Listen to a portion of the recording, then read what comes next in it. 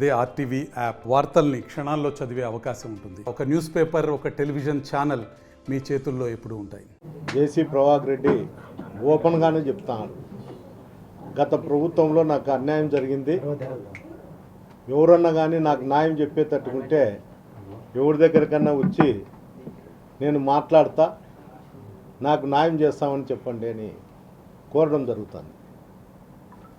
ఆయనకు న్యాయం చేయాలంటే ఈ రాష్ట్రంలో మన ముఖ్యమంత్రి చంద్రబాబు నాయుడు, లేకపోతే అతని కుమారుడు లోకేష్ బాబు. ఎందుకంటే ప్రతిసారి అతను నాకు 100 కేసులు ఉన్నాయి, ఎన్ని కేసులు ఉన్నాయి అని చెప్పడం జరుగుతుంది. ఆ 100 కేసులు కానీ 50 కేసులు కానీ ముఖ్యంగా చంద్రబాబు నాయుడు లోకేష్ ఆలోచన చేయాలి. వాళ్ళకు సంబంధించిన అధికారులతో వాళ్ళ ఎఫ్ఐఆర్లన్నీ తెప్పించి, ఏంటివే ప్రభాకర్ రెడ్డి మీద ఇన్ని కేసులు ఉన్నాయని చెప్తున్నాడు, దీన్ని ఏదో ఒకటి మనం పరిష్కారం చేస్తాము, ఆయనకు న్యాయం చేస్తామని చెప్పి చంద్రబాబు నాయుడు లోకేష్ దీనిపైన ఖచ్చితంగా నిర్ణయం తీసుకోవాలి. అది ఒక విధంగా నేను కూడా ఈ విషయంలో ఆయనకు మద్దతు తెలుపుతా. ప్రభాకర్ రెడ్డికి ఎందుకు తెలుపుతా అంటే, అతను చేసిన క్రైమ్ ఏదంటే BS3 BS4 అనే వెహికల్ సుప్రీంకోర్టు గైడ్లైన్స్ ప్రకారము స్క్రాప్ వెహికల్స్. అశోక్ లైలాండ్ వాళ్ళు కూడా స్క్రాప్ వెహికల్స్ కిందనే అతనికి ఇచ్చినాడు. ఫేక్ రిజిస్ట్రేషన్లు, ఫేక్ ఇన్సూరెన్స్లు అన్నీ చేసి ఆ కేసుల్లో ఇన్వాల్వ్ చేసినారు. అంటే ప్రభాకర్ రెడ్డి ఉద్దేశం ఏమంటే, మేము అధికారంలో ఉన్నాము, దానికి సంబంధించిన అధికారులందరినీ కూడా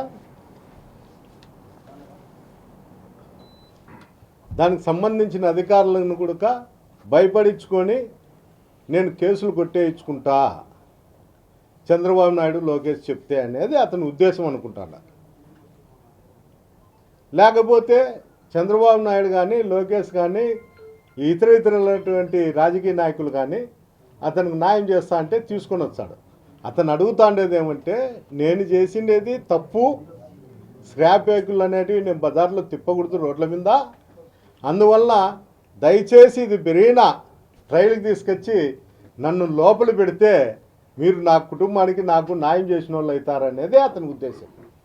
నాకుండే అభిప్రాయం కూడా అదే.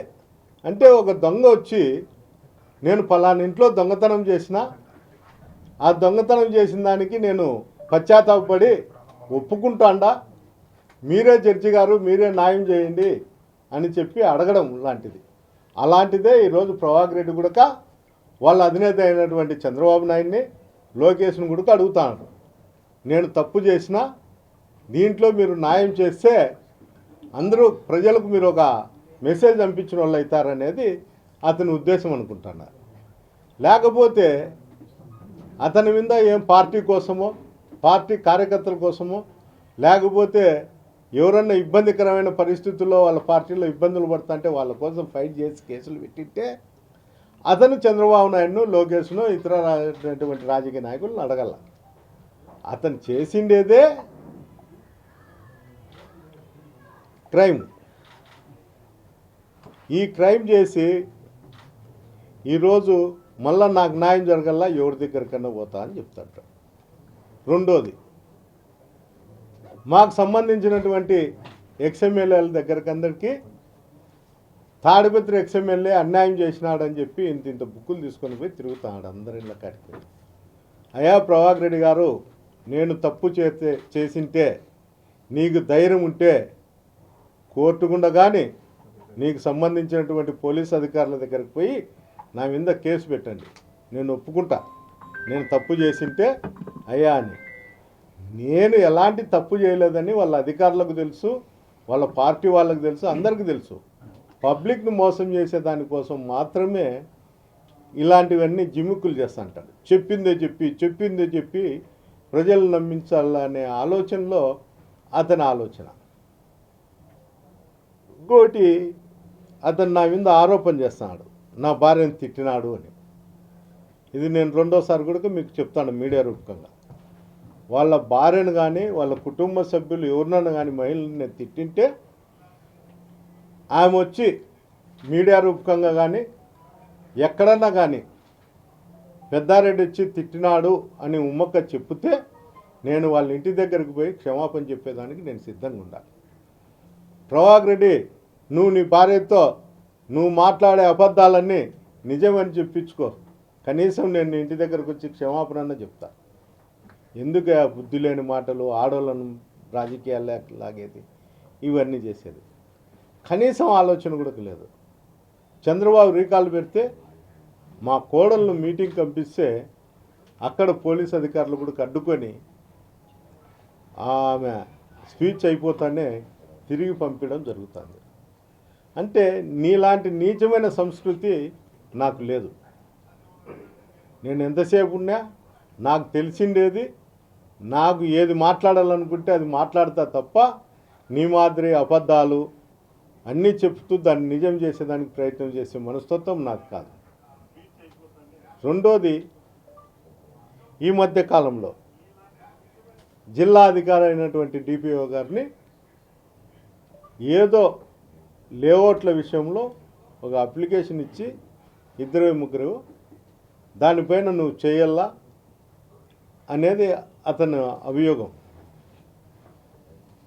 1-2 చేసే బదులు తాడిపత్రి లేఅవుట్ల మీద అన్నిటి మీద కూడా గత ప్రభుత్వంలో చేసినవి కావచ్చు, ఇప్పుడు చేసినవి కావచ్చు, అన్నిటిపైన కూడా లేఅవుట్లు ఉన్నాయా లేదా, పర్మిషన్లు ఉన్నాయా లేదా అని కలెక్టర్ గారికి నువ్వు అర్జీ ఇయ్యి. నేను కూడా ప్రతిపక్షంగా నేను కూడా గ్రీవెన్స్లో ఒక అర్జీ ఇస్తా. అన్ని దానిపైన ఎంక్వైరీ జరిపింది.